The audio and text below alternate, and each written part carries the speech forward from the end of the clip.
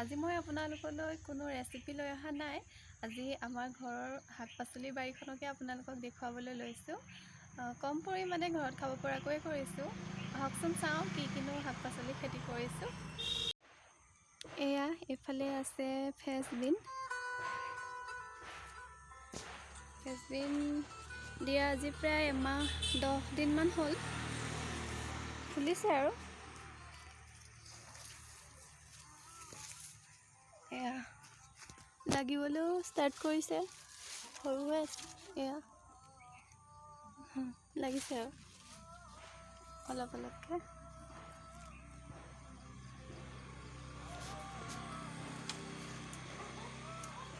এয়া ভোট জলকীয়া পকিয়ে আছে বহুত।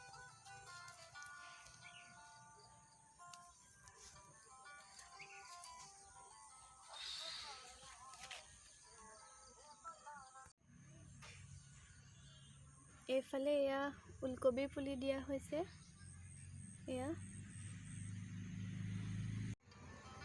এয়া তিয়ঁহ ফুলিবলৈ ধৰিছে আৰু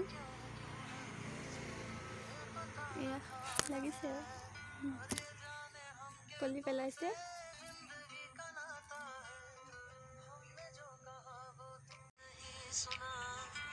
এয়া মূলা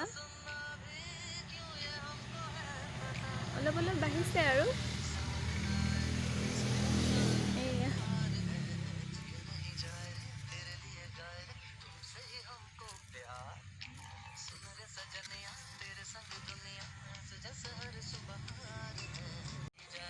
এয়া আলু অলপো দিয়া হৈছে। আলু পাতটো মোৰ খুবেই ফেভৰেট হয়, ভাজি খাই বহুত ভাল পাওঁ।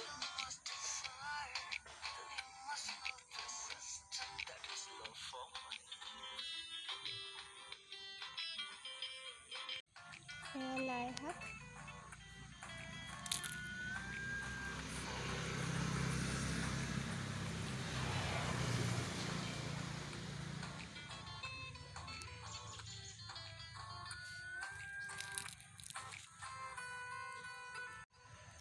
এইফালে ফুলকবি আছে।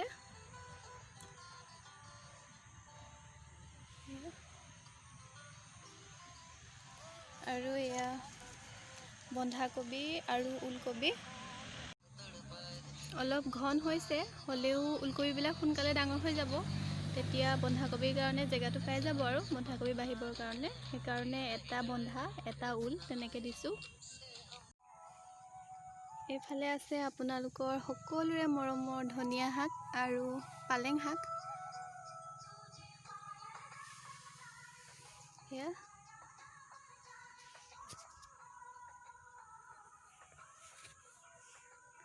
ধনিয়া শাকখিনি কৰোঁতে মই দুবাৰ গুটি আনিবলগীয়া হ'ল। প্ৰথমবাৰ নগজিলে, দ্বিতীয়বাৰতহে গজিছে। আপোনালোকৰো যদি ধনিয়া শাক গজাওঁতে প্ৰব্লেম হৈছে তেতিয়াহ'লে টিপছ এটা দিছোঁ শুনক। প্ৰথমতে ধনিয়া গুটিখিনি কুহুমীয়া গৰম পানীত দুৰাতিৰ কাৰণে ৰাখি থ'ব। তাৰপাছত এখন চালনীত আধা ঘণ্টামানৰ কাৰণে ৰ'দত মেলি দিব আৰু অলপ শুকোৱাৰ পাছত হাত দুখনেৰে গুটিখিনি মোহাৰি পেলাই সিঁচিব। মোৰ ছেকেণ্ডবাৰ আনোতে 8-10 দিনৰ ভিতৰতে ধুনীয়া গজি গ'ল।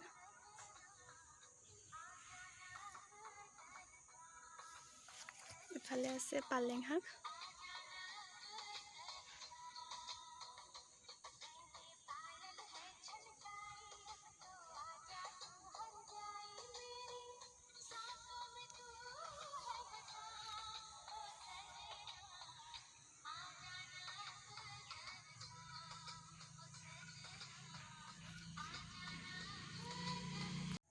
এয়া জাতিলাও পুলি।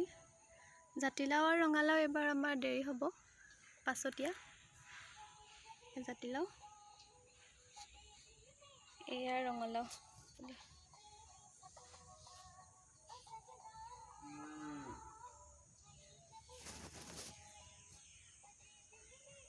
এইবিলাক মায়ে ধুনীয়াকৈ খুঁটি বনাই দিছে, নহ'লে কুকুৰা বা হাঁহ আহিলে খুচৰিলে দিগদাৰ কৰি দিয়ে। এইজোপা পুৰৈ গছ, পুৰৈ শাক।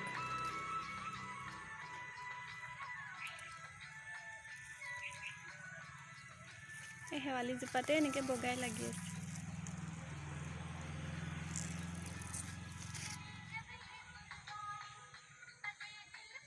এয়া হৈছে ভেকুৰী তিতা,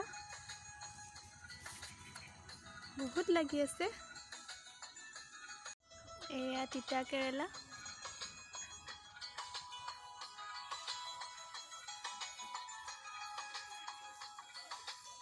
বৰবিলাহী,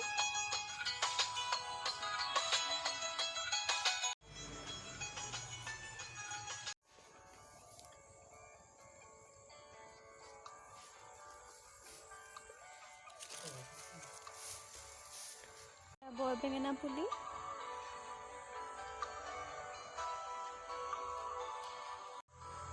এইকেইজোপা উৰহি গছ,